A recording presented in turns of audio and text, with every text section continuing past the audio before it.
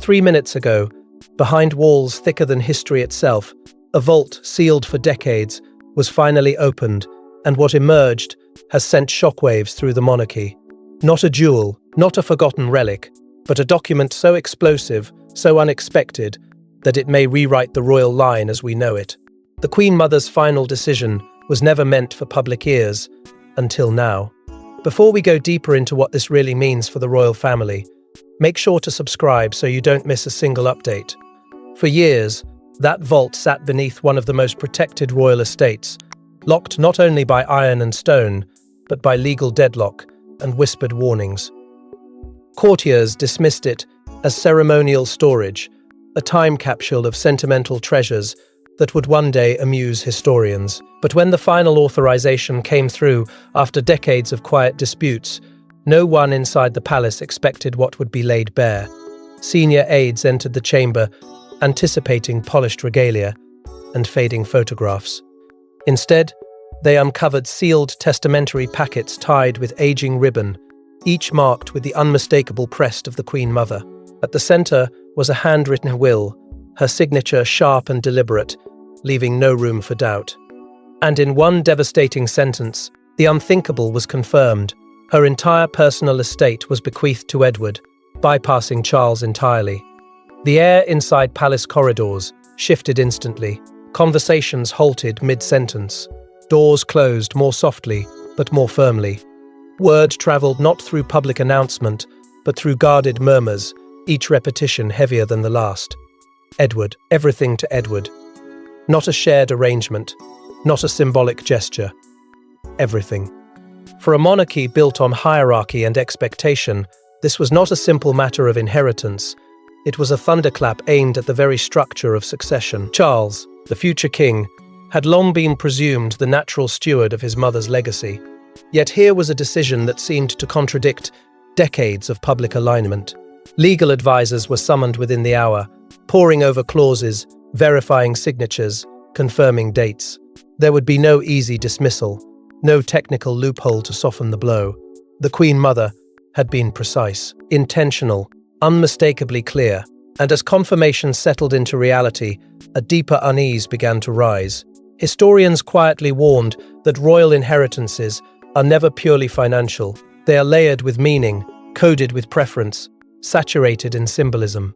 The estate was not only land and valuables, but letters, heirlooms, private trusts, and artifacts intertwined with the monarchy's moral authority. By diverting it entirely to Edward, she had done more than redistribute wealth. She had made a statement, one that would echo far beyond bank accounts. The immediate question, why Edward, hung in the air like an accusation. Was it affection? Was it trust? Or was it doubt? Doubt about Charles's path, his philosophy, his vision for the crown. Those who stood present at the reading described a silence so dense it felt deliberate, as if even the walls understood the consequences, because this was not merely a family matter unfolding in private grief. It was a revelation capable of reshaping perception. And in monarchy, perception is power. The vault may have been physical stone and steel, but what it contained was far more volatile. A mother's final decision. A son, unexpectedly elevated. Another son, conspicuously excluded. And as the palace steadies itself against the aftershock, one truth becomes impossible to ignore. This moment did not begin today. It began years ago, in subtle exchanges and silent disagreements that few dared to acknowledge aloud. But to understand the magnitude of this moment, we must return to the silent tensions that had long simmered beneath the Queen Mother's composed smile. For years, whispers trailed behind the palace curtains, subtle gestures, private meetings, the unmistakable warmth she reserved for one son over the other. Was it affection? Or something far more calculated?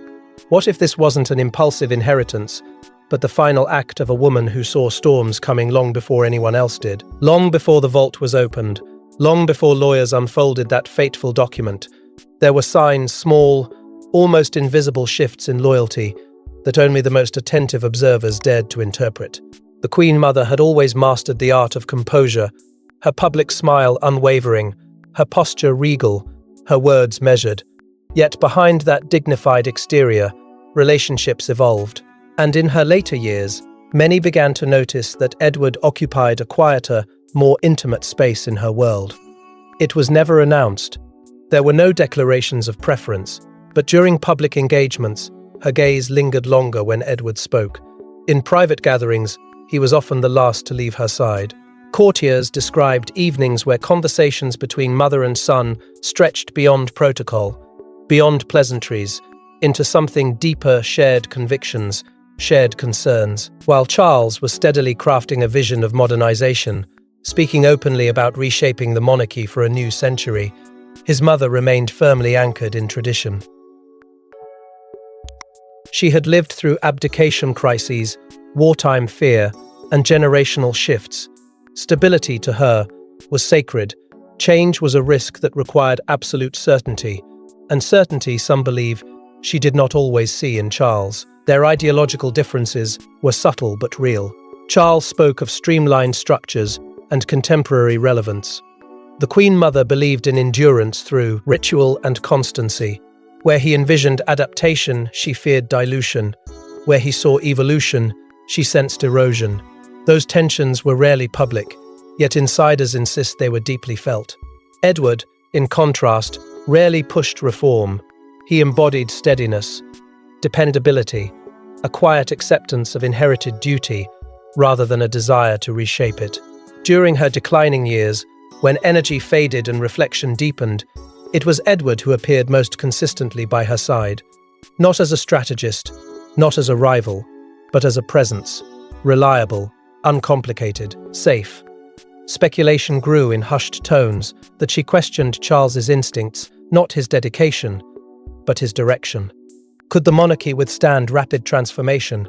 Could centuries of tradition survive ambitious reinterpretation? To a woman who had witnessed the fragility of public faith firsthand, these were not abstract concerns. They were existential. Palisades later recalled her describing Edward as a guardian of what endures, a phrase that now feels loaded with meaning. If she believed the institution required protection rather than reinvention, then her final decision may not have been emotional favoritism at all. It may have been strategic preservation. And that is what makes the inheritance feel less like rebellion and more like correction, a subtle recalibration, a final, deliberate move to reinforce the values she held most sacred. By entrusting everything to Edward, she may have been signaling confidence in continuity over change, not to punish Charles, but to counterbalance him, to ensure that within the royal structure, tradition would have a steadfast defender. The question is no longer whether she loved one son more than the other. The question is whether she trusted one son more with the future she feared might unravel. Because if this was intentional, if this was her final safeguard against a path she could not fully endorse, then the implications are far more unsettling than a mere redistribution of wealth. It suggests foresight, it suggests doubt, and it suggests that behind her serene public image, the Queen Mother may have been carrying a private concern about the direction of the crown itself. Yet, if this was intentional, then it raises an even darker question. What did she know about Charles that compelled such a decisive exclusion? The will was only the beginning. Beneath it, wrapped in faded silk, lay private letters, never meant to see daylight, words written in the Queen Mother's own trembling hand. And within them, a confession. Not of betrayal, but of fear. Fear of a future she believed Charles would bring. Fear that the crown itself could fracture under his reign. When the sealed correspondence was lifted from the vault's depths, those present expected affectionate memories, perhaps sentimental reflections, meant for Edward alone. Instead, what unfolded were pages heavy with urgency, lines pressed deeply into paper as though the weight of her thoughts demanded permanence. These were not casual notes from a doting mother. They were measured reflections from a woman who had watched empires falter and institutions bend under pressure.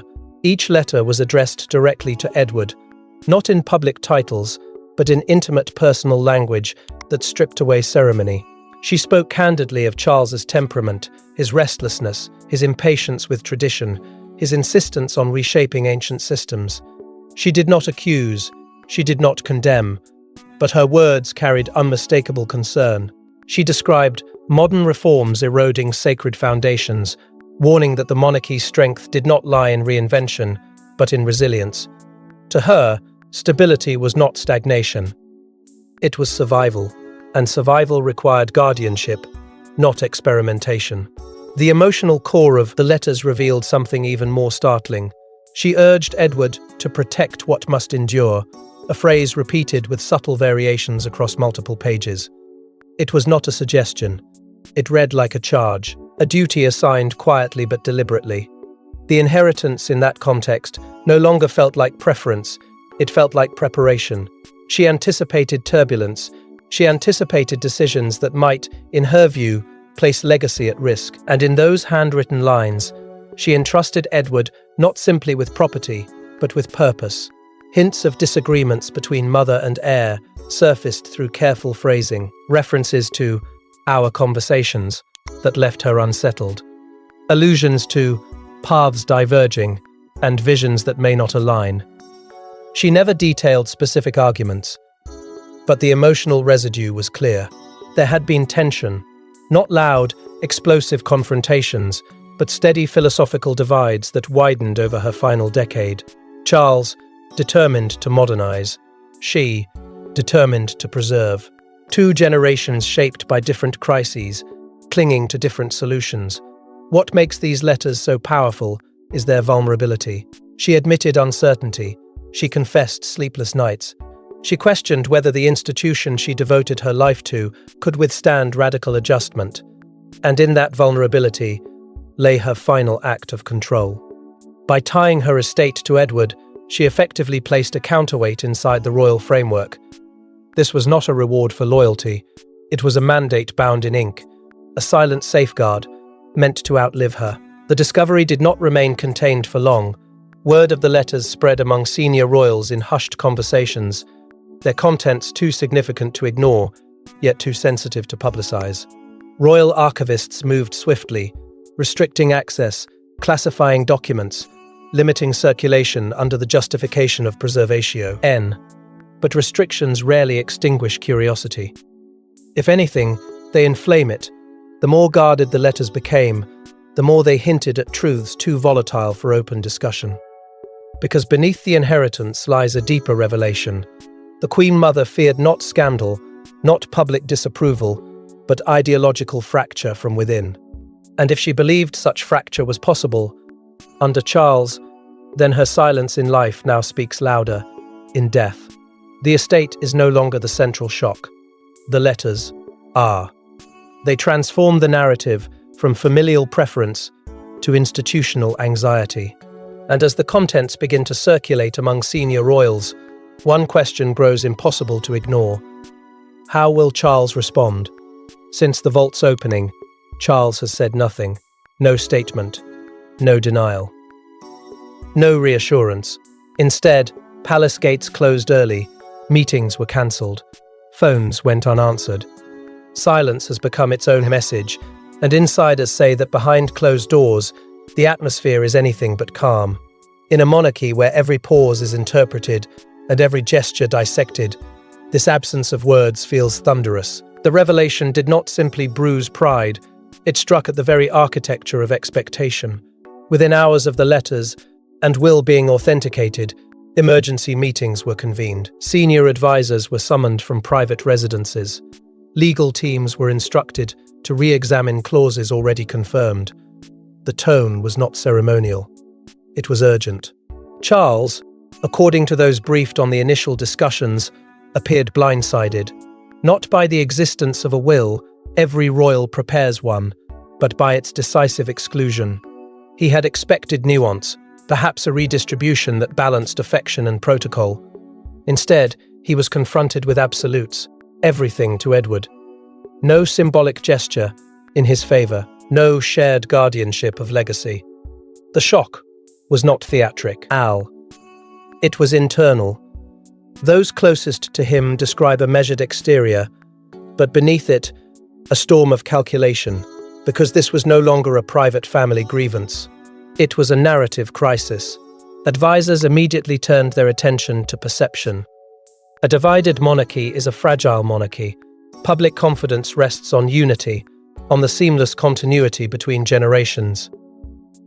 If the Queen Mother's final act is interpreted as a repudiation of her heir, the implications extend far beyond inheritance. Debate erupted within those closed-door sessions. Should the will be challenged on technical grounds? Was there any procedural vulnerability that could soften its impact? Others argued that contesting a mother's final wishes would appear vindictive, even insecure. The optics alone could amplify the damage. Edward's presence during these discussions unsettled some and reassured others. He remained composed, quiet, almost restrained. There was no visible triumph, no hint of opportunism. If anything, his calm demeanor intensified the tension. Was he processing? Was he preparing? Or had he long anticipated this responsibility? The questions lingered without answers. Meanwhile, communications teams weighed strategies. How much of the letters should ever become public? If their contents suggest ideological doubt about Charles, releasing them could erode authority at a pivotal moment. Yet suppressing them entirely risks fueling suspicion. And beneath the legal and public relations calculations lies something more delicate: legacy. Charles has spent decades shaping his vision for the monarchy, advocating reform while defending tradition. Now, in one unexpected revelation, his mother's final act casts that vision into shadow, not through open criticism, but through omission. The fear inside palace walls is not immediate revolt. It is gradual corrosion, the slow seep of doubt into the public imagination. Speculation of deeper fractures has already begun circulating among insiders. Not loud conflicts, but philosophical divides that predate the vault's opening. The Queen Mother's letters did not create tension, they illuminated it. If she truly doubted the direction Charles intended to take, then this inheritance becomes more than estate distribution. It becomes silent opposition, etched into history.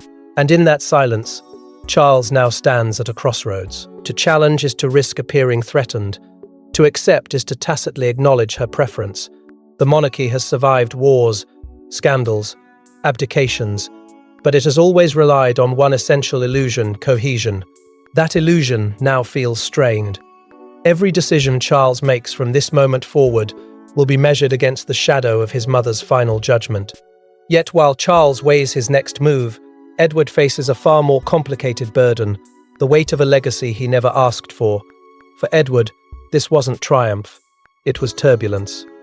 The moment the will was read aloud, every eye in the room shifted toward him, not in celebration, but in suspicion.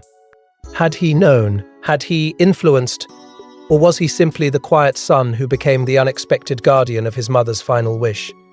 Those present recall that he did not immediately speak. There was no visible satisfaction, no subtle nod of vindication. Instead, there was stillness, a stillness that can either conceal preparation or conceal shock. And in that fragile silence, narratives began forming around him before he had uttered a single word. According to those close to the reading, Edward appeared genuinely stunned. His expression tightened not with victory, but with the weight of implication. The inheritance was absolute, comprehensive, impossible to reinterpret.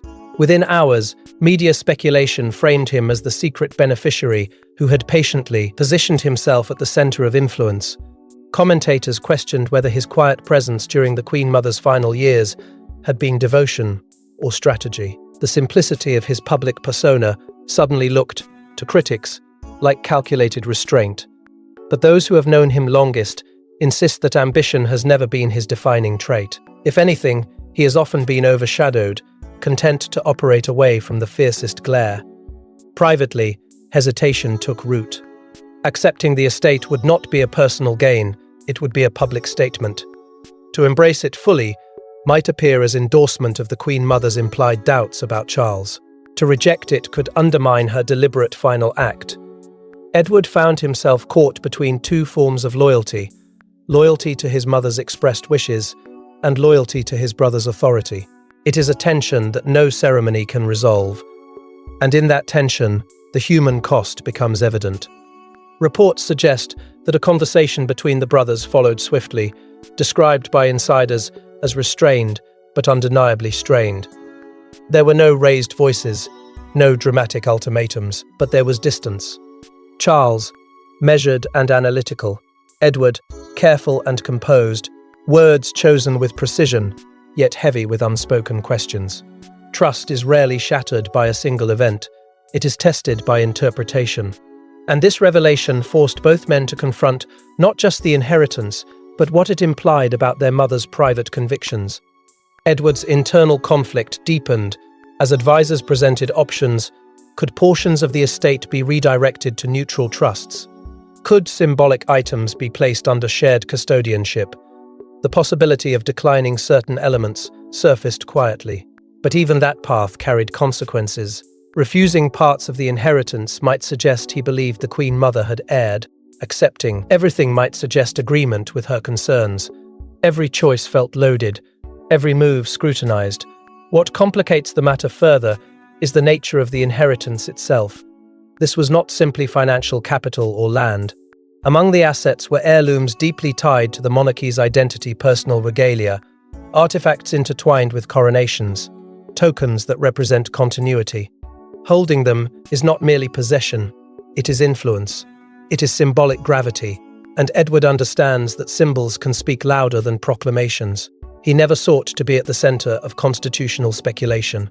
Yet in one unexpected moment, he has been cast as both custodian and counterbalance.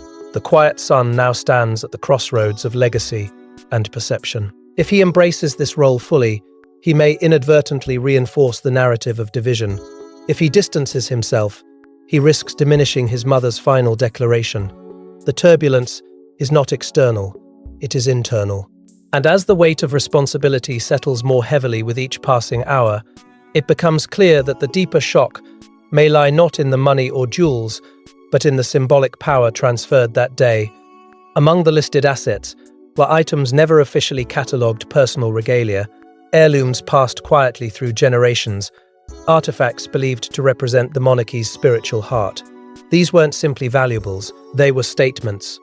And by entrusting them to Edward, the Queen Mother may have shifted the moral center of royal authority.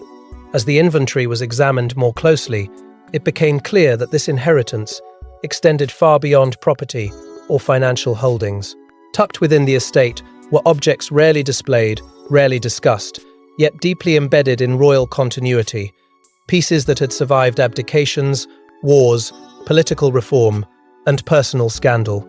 Pieces that carried memory. 1. M in particular has ignited intense discussion among palace circles. A historic tiara linked to pivotal coronation moments, worn not as ornament, but as affirmation of legitimacy. Alongside it, a signet ring believed to have sealed private correspondences during some of the monarchy's most delicate transitions.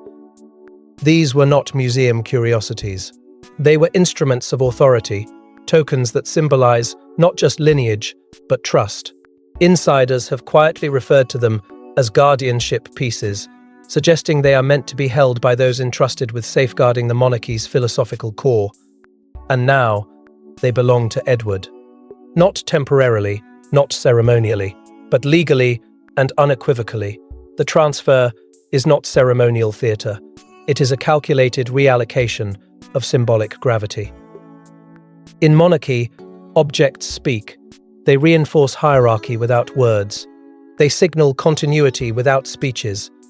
By placing these artifacts in Edward's hands, the Queen Mother did more than distribute keepsakes.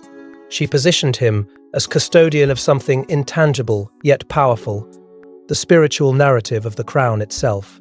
Charles's allies have been quick to push back against the implications. They argue that items so closely tied to coronation and legitimacy should naturally reside with the sovereign or future sovereign. Their position rests on tradition, that personal estate should not disrupt institutional heritage. Yet the legal clarity of the will complicates that argument. These pieces were not formally catalogued as state regalia, they were privately held. And that distinction, subtle but decisive, shifts the ground beneath the debate. The tension now lies between private ownership and public symbolism. Can something legally personal carry institutional weight? Can Edward hold artifacts that resonate with royal legitimacy without appearing to challenge his brother's authority? These not trivial questions. They strike at perception, and perception is the currency of monarchy. Public speculation has intensified, with commentators asking whether Edward now possesses not just heirlooms, but leverage, not in the overt political sense, but in the symbolic realm where influence is measured by proximity to legacy. What unsettles observers most is the timing. The Queen Mother did not randomly assign these pieces. She selected them with care. Each item represents continuity, resilience, reverence for tradition.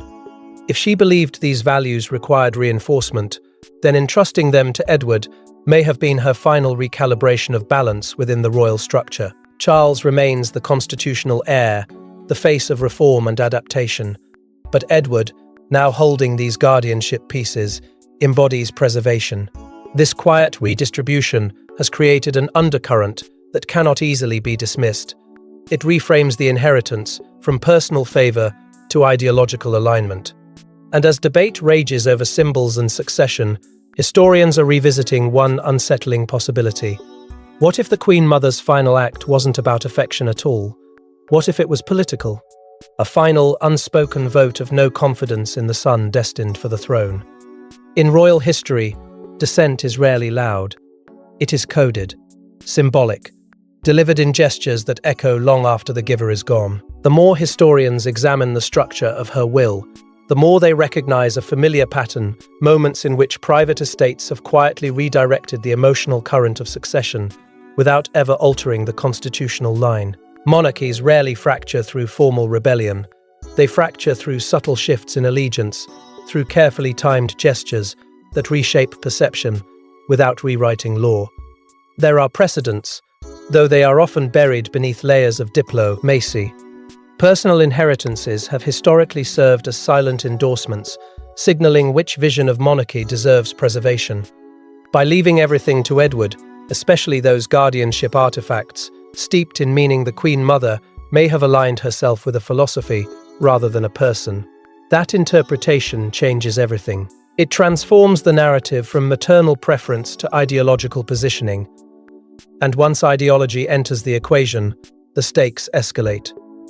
Claims have begun circulating that she feared Charles's reformist instincts would thin the very traditions she considered sacred, not abolish them, but soften them, modernize them. To some, those ambitions represent necessary evolution. To others, they feel like erosion disguised as progress. If she believed that transformation risked weakening the monarchy's mystique, then her decision becomes clearer. Edward, by contrast, has consistently embodied continuity. He does not challenge the framework, he preserves it. His temperament is steady, his public posture restrained. He reflects the monarchy as it was, not as it might become. Within palace walls, subtle alignments are reportedly forming. Not open factions, not dramatic camps, but quiet sympathies. Advisors who favor reform naturally gravitate toward Charles's vision. Traditionalists, wary of rapid adaptation, see reassurance in Edward's newly elevated status. No one speaks openly of division, yet undercurrents ripple beneath the surface. The monarchy thrives on unity, but unity often masks competing philosophies. And now, the Queen Mother's final act has illuminated those philosophical lines. The institution's stability does not hinge solely on legal authority. It hinges on perception. If the public begins to interpret this inheritance as a rebuke, Charles's authority may remain intact constitutionally, but appear morally diminished. Analysts caution that optics can erode influence gradually. A sovereign who seems doubted by his own lineage carries a quieter vulnerability. Even if Charles moves forward decisively, the shadow of his mother's preference may linger in public discourse, colouring every reform with suspicion. What makes this moment particularly provocative is that the Queen Mother never publicly criticised her heir. She maintained decorum to the end. That restraint lends weight to her final gesture. In monarchies, silence can be sharper than speech. And by expressing herself through estate distribution rather than proclamation, she avoided confrontation while still imprinting her stance on history. If this was indeed a coded message, it was masterfully delivered, subtle enough to deny, powerful enough to resonate. The crown remains on Charles's path. The constitutional order is untouched, yet the emotional architecture surrounding it feels altered, And if history teaches anything, it is that perception can redefine power as effectively as decree. But if this was a coded message, then perhaps the most explosive detail is still hidden between the lines. Just when advisors believed they had absorbed the shock, a final clause emerged, one that reframed the entire inheritance. It wasn't just a transfer of wealth, it was a conditional mandate, a responsibility placed squarely on Edward's shoulders, binding him to a promise that could alter the monarchy's future in ways no one saw coming. Buried near the end of the document, written in deliberate, unwavering language, the clause did something no one anticipated. It attached expectation to ownership. The estate was not a gift to be enjoyed, it was a trust to be defended. The wording was precise. The inheritance was explicitly tied to the preservation of traditional royal doctrine, a phrase broad enough to provoke debate, yet sharp enough to signal intent. The Queen Mother did not merely express hope, she codified it. If the assets were used in ways that undermined what she defined as the monarchy's foundational principles, provisions allowed for reversion, an extraordinary safeguard rarely seen in personal estates of this magnitude. It implied that she foresaw risk, that she anticipated deviation, that she wanted insurance against what she perceived as institutional drift. Edward was named Protector of Heritage Holdings, a title not ceremonial but functional within the language of the will. The phrasing elevated him beyond beneficiary. It positioned him as guardian, custodian, defender. The implication was unmistakable. This was a mission. In private discussions, legal experts reportedly paused at the audacity of such specificity. The clause did not challenge succession law. It did not threaten Charles's constitutional role. Yet symbolically, it fortified Edward with a mandate that could counterbalance reform. The suggestion that the Queen Mother anticipated turbulence now feels less speculative and more intentional. She wrote as though bracing for a future in which the monarchy might confront internal pressure to redefine itself. The contingency reads almost like a shield crafted in advance, activated by inheritance. Charles, according to those close to the crisis meetings, objected not to the legality, but to the implication. The clause suggests mistrust. It implies that transformation, if pursued recklessly, could trigger consequences. And even if those consequences remain confined to estate management, the narrative impact is seismic. As details of this clause began to leak, public reaction intensified. Commentators seized on the language of preservation and protection. Supporters of tradition praised the foresight. Advocates of modernization questioned the wisdom of binding the future to the past. The monarchy, once seen as a unified institution navigating change with quiet cohesion, now appears framed by tension between continuity and evolution. And in that framing, Edward's role grows heavier by the hour. He did not ask for this designation, yet refusing it would appear as rejection of his mother's final trust. Accepting it fully may be interpreted as ideological alignment against his brother's vision. The clause leaves little room for neutrality. It transforms inheritance into influence. It ensures that any major reform Charles pursues will be measured not only against public opinion, but against the shadow of a maternal safeguard embedded in legal text. The emotional force of this revelation lies not in its technical complexity, but in its symbolism. A mother's final words, binding one son to preservation, and by implication, questioning the direction of another. The dust from the vault's opening has not settled, it has thickened. Every meeting, every statement, every silence now carries amplified meaning. And now, as the dust refuses to settle, the monarchy stands at a crossroads it never expected. The vault is open, the will is public, the silence is deafening. But the real story is only beginning. A mother's final decision has ignited whispers of division, questions of loyalty, and doubts about destiny itself. In a monarchy built on continuity, even perception can shake foundations, and this revelation has cracked something deeper than protocol. What began as a sealed document has evolved into a generational reckoning. Across drawing rooms, news studios, and private council chambers, the same question pulses beneath every conversation. Was this inheritance an act of love, or a final recalibration of power? Public discourse has shifted from shock to interpretation. Commentators frame the moment as symbolic of a broader tension between past and future, trade-in, tension, and transformation. The Queen Mother, long revered as the embodiment of wartime resilience and unwavering continuity, has in death sparked debate about whether her final act was a protective measure against change. Charles now stands under heightened scrutiny. Every reform he proposes, every public address he delivers, will be filtered through the lens of his mother's decision. Fair or not, perception attaches meaning, and meaning, once attached, is difficult to dislodge. Edward's unexpected elevation in symbolic stature complicates the narrative further. He has not sought visibility, yet he now occupies a position infused with quiet influence. Holding guardianship pieces and bearing the title embedded within that final clause, he represents more than a younger brother. He embodies continuity preserved in ink.